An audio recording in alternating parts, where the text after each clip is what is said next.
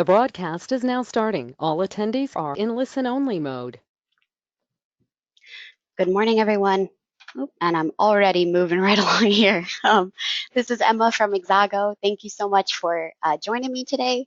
We're going to build on the last end user labs topic in Train the Trainer. This is the second installment of our little mini series that we're running here. So if you guys could start the standard way, type a Y or a yes into your questions pane. Just let me know that you can see my screen and hear me all right. We'll get going here.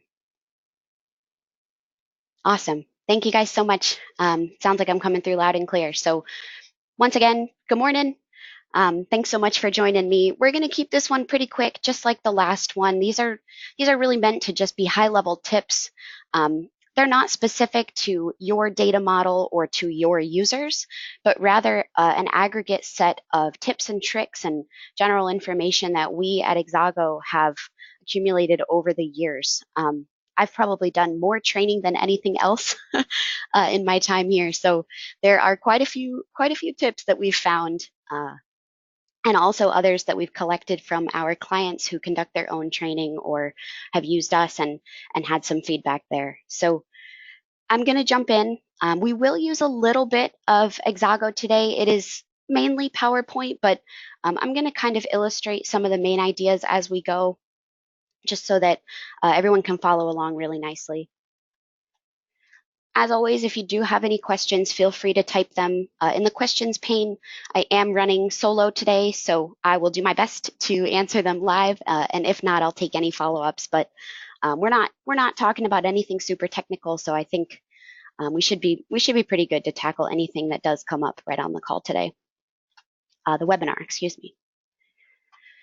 Great. So a couple high-level considerations, and these are really the main ideas of today's lab. When you're teaching a user ExpressView, first and foremost, let the tool help you.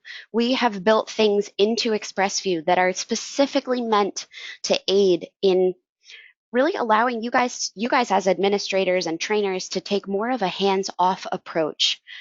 Some of the big ones are, and I'm sure you're all familiar with them, but things like tutorial mode. I'm gonna go into the specifics and some of the other ones that might be a little bit less known. But really, we're doing our best, even without bringing in a face or a person. We're doing our best in development to make this an adoptable designer, especially given the target audience for ExpressView. Keep it simple. So in your initial introductions to ExpressView, don't try to throw the kitchen sink at them, even though it is a simple designer and maybe in your mind or in your administrator's mind, everything that you could possibly do in ExpressView is still not that much. We need to keep in mind the audience that we're working with, and everything is a little bit overwhelming the first time that you see it. Build something of value.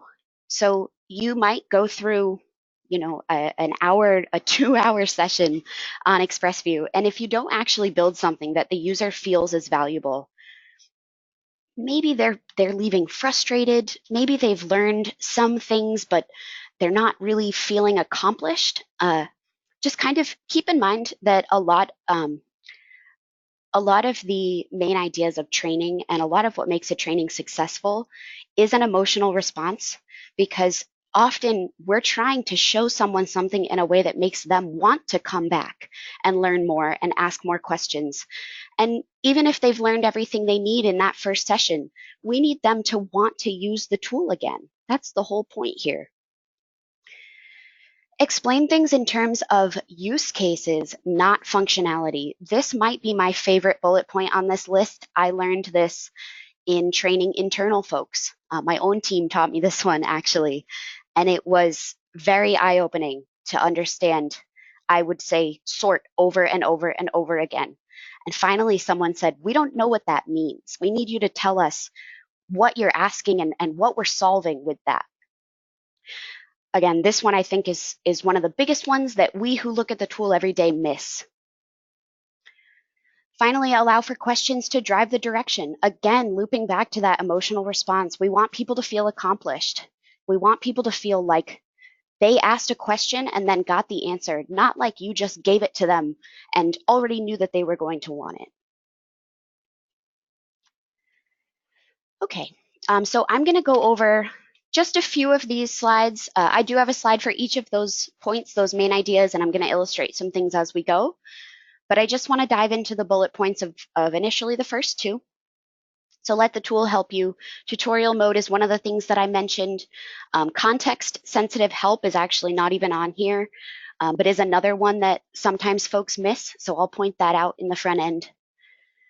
The search bar, as well as the filtering of data field types, can be very helpful. Now, the search bar is helpful right out of the box. I think users typically can give it a good shot to guess at the naming conventions, especially if we as administrators have done a good job in naming those data fields. But maybe a little bit of instruction on the best way to use it is necessary.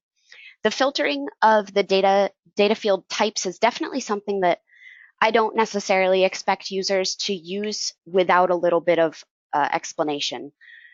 So pointing that out can really be the difference between them then taking it and using that successfully and building some reports themselves, and alternatively coming to you with questions every time.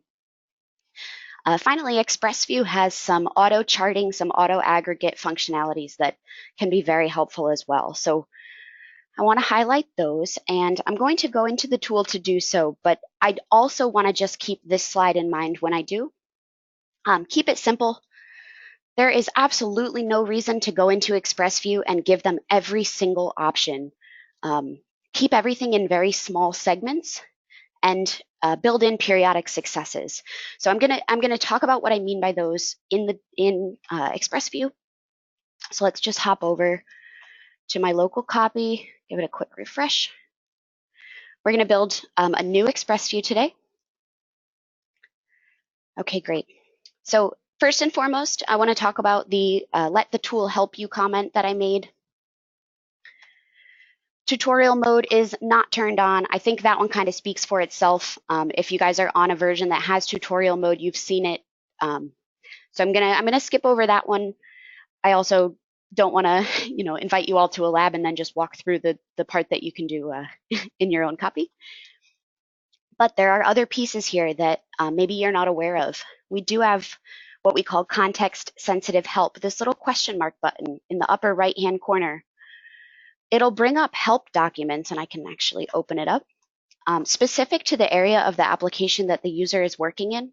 If I click this question mark in advanced reports, it might open up a different section here, maybe report designer or one of those more relating to advanced reports. Now, you can change these if you want them to look a little bit different, but the main idea is that they are going to help your users understand what they're looking at and potentially answer the questions that they would have brought to you guys. Now, I did mention that maybe the search bar needs a little bit of instruction along with it. Really, we just need to know how to search. And I tend to tell people to keep it simple. Don't try to search for the entire field name. Maybe I'm looking for the employee last name and I'm not sure the spacing that my administrator has built in. If I just search name, I'm going to get any names that match, and maybe that one's a little bit broad with a larger data set, but it gets me a heck of a lot closer than having all of my data fields open there. Now, this one as well, the filtering of data field types, I want to sort of loop in another big idea that I'm going to touch on in a moment, but the language that you choose is very important in the whole training session. But maybe instead of saying, do I want a field of a numeric field? Maybe instead I say, okay, I know that I'm looking for a revenue column, which is going to be a number. So I'm going to use this number filter to only show me fields that match that type. I think that when we put it in terms of, again, a use case, it's a little bit easier for end users to understand how to use it, as opposed to saying filter by the data type. Okay, you might get some blank looks. Okay, great. So let's see. we also wanted to talk about, okay, so I'm going to go to this next slide, and then we're gonna start to build a simple report. One of the things that I like to emphasize here is quick wins or periodic successes, as I had in the other slide, are really important. And that's not necessarily just getting to a good report every so often, but set it up as a use case. Let's paint a picture. I'm going to give you an example end user. I work with a lot of folks that are only ever going to be in ExpressView and maybe our dashboard designer. I know that their focus is charting. Their focus is going to be building flashy, high-level aggregations in the form of a visualization that can let them get some really quick insights. These are folks that don't necessarily have time or want to take the time to create the really cool advanced reports that maybe some of us get excited about, but ultimately are not quick and dirty builds, right? Let's say my end user is on the sales team, right? I've spoken before about doing some training internally with our sales folks. We use either the Northwind data set or potentially an internal data set that makes a little more sense to them with sales data. So if I know that this user is only ever coming to ExpressView or dashboards, I'm going to build something that looks really good, and I'm going to set up that use case before I even start. All right, guys, here's what we want to see. We're looking for the revenue generated per employee because sales guy A needs to beat sales guy B in order to continue to have a job. So let's do those comparisons, right? Now they know the end goal. They know that we're looking for a chart. We're only looking for aggregations. We've put everything into a perspective and we've defined a scope. Now maybe I say, okay, so the first thing we need is last name. So they search last. We bring over the employee last name. Awesome, we've already made some progress. Now what do we want to see per employee? Well, revenue, right? We already set up our use case, so they already know what we're working towards. Great. That alone is a small win. We know what we want. That's half the battle. I can search on revenue, drag over the field. Now, one of the big things that I have not mentioned yet, but if your administrator is the one doing the training, name the fields and speak about them in the training in the same way, so that using these the search tool and things like this can be utilized. Try not to spread out verbiage, and that goes for the tool as well. Be consistent in your language. Now, as opposed to clicking the radial menu and explaining, okay, I can remove, I can group, I can filter, I can sort. I'm just looking for a chart. We have a very clear defined end goal.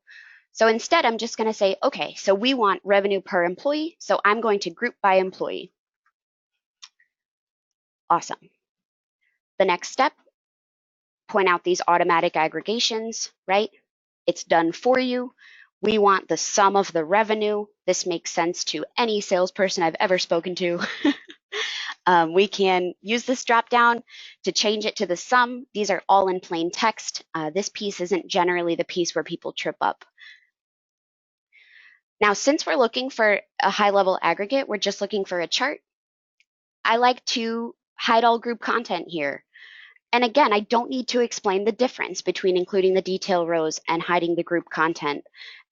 It's not necessary to throw everything at our end users all at once. We don't need all the options when it's our first time through. The last step here is to create a chart. So very quick, use your chart button. It'll generate this menu over here, but don't worry about that too much for right now. And all we need to do is run our report, and we're going to get that, again, that quick high-level overview that we were looking for. Now I can point out, hey, there's some really cool things we can do here, but we've already hit a success criteria. We've already completed our first use case. This is a success in their mind, right?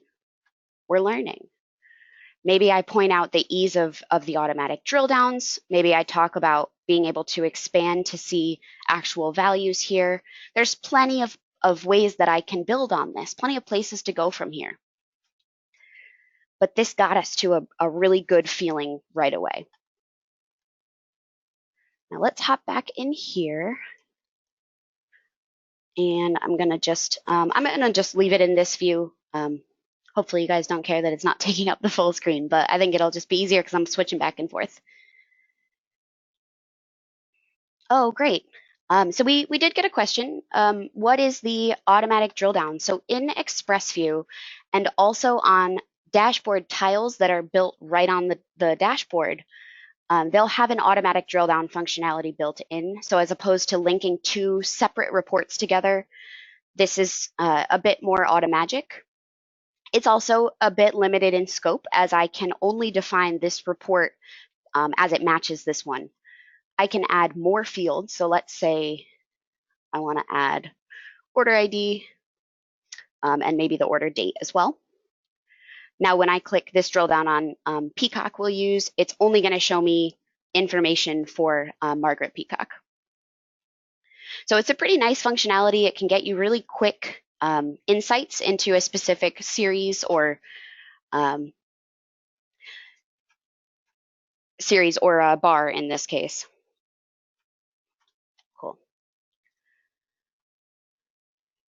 Can you change the, so we got, I'm sorry, I'm reading the question to myself. Can you change the X and Y axis? So certainly we can change, let's see, there's a couple thoughts coming to mind here. I can change the chart type. So if I'm looking to just orient everything differently and I want the last names on the bottom as opposed to having the X-axis on the left, I can certainly do that. I think that's probably what makes the most sense, but if I didn't address the question correctly, please let me know. I don't think revenue per employee would make too much sense, so I'm assuming that we're not speaking about inverting it. We can also affect the labels, though, of course. There should be a whole ExpressView lab that goes into how to format things, and if it's not included in that lab, I'll certainly follow up afterwards. Okay, so I'm going to keep going. If you're typing a question, feel free to continue. I'm just going to move along here because it looks like we're doing pretty well. So I touched on this one very briefly before, but it's a very important understanding in my opinion. So you can, sorry, going to go back to the question I was just talking about. We got to follow up in the case that the user does need to invert the data. How would you? And on an executed report, you can actually right click on the chart and invert data will be an option where it's logical, right? There's, as you mentioned, and as I just mentioned, inverting this data is not very logical, but for multi-series charts, that is certainly an interactive functionality that we can use. Okay, if any other questions do come in, I'm going to hold off until I finish this next main idea because I think it's just a little bit, I'm hopping back and forth and I apologize for that. I will get to the question if you guys have any more. Now, language is important. And again, I mentioned before that I learned this training internally, but sorting and filtering were really the two functionalities that folks were mixing up. And I was using them as terms that I expected to make sense to everyone because I've been living in this world for almost 4 years now. So saying the word filter is an explanation for me. That is a definition. But for folks that don't necessarily live in the same in the same world all day, every day, maybe saying something like, I only want to see data for some of my employees. Let's say I want to compare Buchanan and Callahan directly, and I don't want everyone else on here. Then I can explain how to get there, right? I can show exactly how to do it, but it's a little bit more clear what we're doing and why we would do it. Similarly, speaking about this filter dialog is something that requires a bit of language change. Instead of saying, let's select an operator, we can say, all right, what are we looking for? We want to see a few employees. So I'd like to see employee last name is one of. I want one of the following employees. Or I want to see any of the following employees. Now, this part generally makes quite a bit more sense as they understand the use case, they understand why we're doing this. We can apply the changes, and then again, quick success, seeing it work, is going to give us a, okay, awesome, I totally understand, that makes a lot of sense. When teaching sorting specifically, I find that using dates is very helpful. But again, saying things like, how do I want my data ordered? Maybe using a non-software use case first, and just, whiteboarding and explaining that we can order alphabetically, or we can order by dates, we can order numerically. There are different types of, quite literally, just determining how the data shows up. We don't need to use the term sort if it's not something in our user's realm of vocabulary. The last slide is talking about letting the questions drive the session.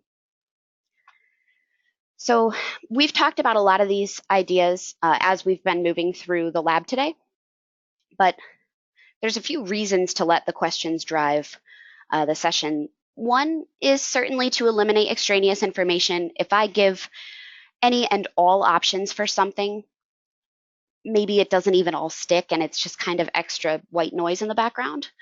I can eliminate wasted time and really make sure that we're using the session for stuff that the users want and will find value in. And then again, convey value. So this goes back to the emotional aspect of things. If people are asking specific questions and then you give them an answer, it's going to give a sense of empowerment, a feel good.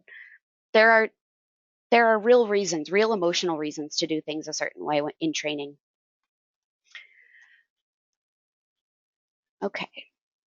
Now I think that was really the gist of what we were looking for today. I just want to talk about one other thing that I just mentioned on that slide.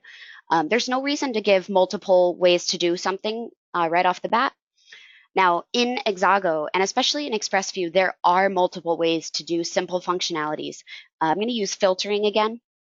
So if I'm looking for, just a couple, a subset of my employee last names, instead of saying, okay, great, yeah, we can totally do that in ExpressView. I can either click this and filter that way, or I can come over here and I can grab the employee field and then I can drag it over and, maybe I want to filter on the ID field. My end user's head's going to be spinning and maybe rolling across the floor by the time I finally get to the point where we've filtered and shown the end use case, right? Yes, we all know there are multiple ways to do things in ExpressView, and maybe there is one way that a user will eventually come to appreciate more than the first way that you showed them. But that doesn't mean that we need to give them all of the options right off the bat. All right, so it is 11:23 right now. I'm going to be closing the lab soon. I'm just going to hop back to the PowerPoint and talk about some really housekeeping things, any thoughts, feedback, etc. But if you have any questions, start typing them now. I will leave the lab open for a couple more minutes just to make sure I collect any of those. So really the first thing here, we would love feedback on this idea, thoughts about the Train the Trainer mini-series, thoughts about this lab in particular. We are big fans of constant improvement over here, so if you have any thoughts at all, please feel free to drop them our way. And we'll follow up or simply start using them. Finally, we do have another lab in 2 weeks. It is going to be a fun extensibility lab based on some of the ideas that we have dreamed up, but we've actually not selected exactly which one we want to do this month and what we might save for a future topic. So stay tuned. We will be announcing this, and of course the marketing blast for the next lab signups will have that topic assigned. As always, there will be a survey as you leave, and we would love any feedback on topics that we haven't done that you'd be interested in, or potentially building upon or revamps of past labs. All right, so I'll leave it open for just a couple minutes, but I do want to say thank you very much for attending. I appreciate you guys all taking the time on your Wednesday morning to come hang out with me, and we'll see you next time.